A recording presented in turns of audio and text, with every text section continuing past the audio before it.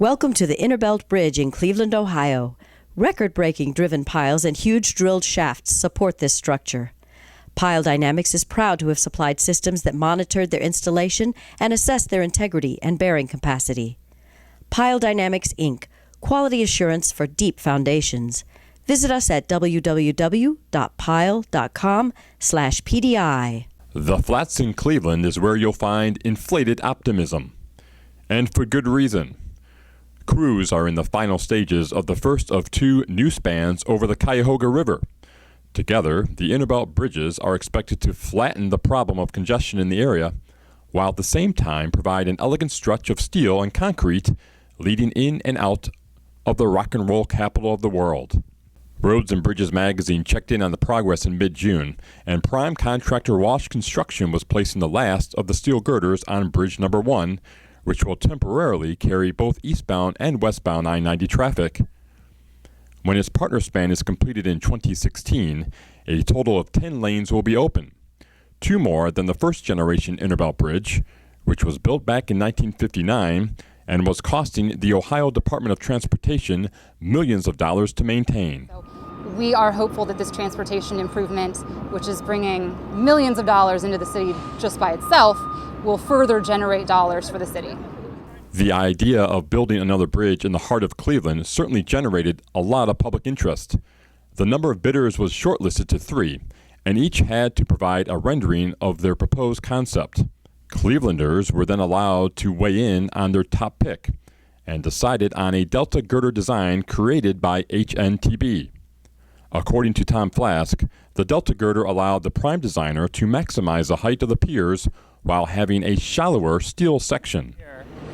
I think it's a great looking design for the area. I think that it'll really be something to see the two bridges next to each other when they're finished. There are plenty of eye-catching elements on this 4,700-foot-long bridge, and some you cannot even see. To deal with the tricky topography of the flats, H-piles, at the time the largest in the world, had to be driven 200 feet into bedrock. To meet this challenge, GRL Engineers Incorporated proposed to drive the piles to refusal on bedrock with a relatively undersized hammer and perform a load test using GRL's Apple Dynamic Load Testing. Refusal to us, where we actually knew that we had reached bedrock, was 20 blows with that big hammer to make sure that we had hit bedrock. So it was very challenging, very unique, and fun, I think, at the same time. Challenging and difficult describe what crews were facing in May when steel girders were placed over the Cuyahoga River. 2 barges were used for the job. One carried the pieces, while the other, armed with a 20-story crane, carried the sections to their final resting place. Adding tension to the task was the fact that the river is only 200 feet wide at the worksite. But building in a small footprint is nothing new for Walsh, which also must work around other businesses and a number of railroad operations. We're using really large pieces of steel on this project, so shipping all of that steel here and having somewhere to stage it is often very challenging. Still, operations for the most part have remained on track, and the first bridge, which will eventually carry I-90 westbound traffic, is expected to be complete and open to traffic by the end of this year.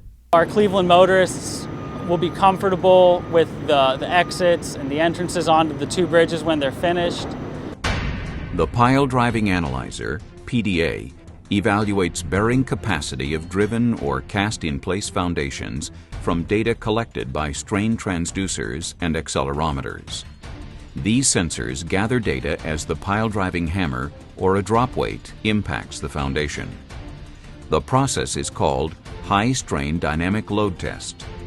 With the PDA, you will have a reliable, faster, less expensive, and more versatile alternative to a static load test. For driven piles, the PDA monitors the installation process, showing real-time driving stresses, hammer performance, integrity information, and pile capacity both by the case method and by signal matching with ICAP. All PDAs come with SiteLink technology. SiteLink allows an engineer to test piles from anywhere, evaluating and interpreting field data and giving advice in real time. SiteLink reduces testing costs and scheduling difficulties and speeds up results. SiteLink makes the life of the testing engineer easier and keeps up with tight construction deadlines. You may perform dynamic load tests on drilled shafts and other non-driven piles. In those situations, the PDA is used with a drop weight of suitable mass.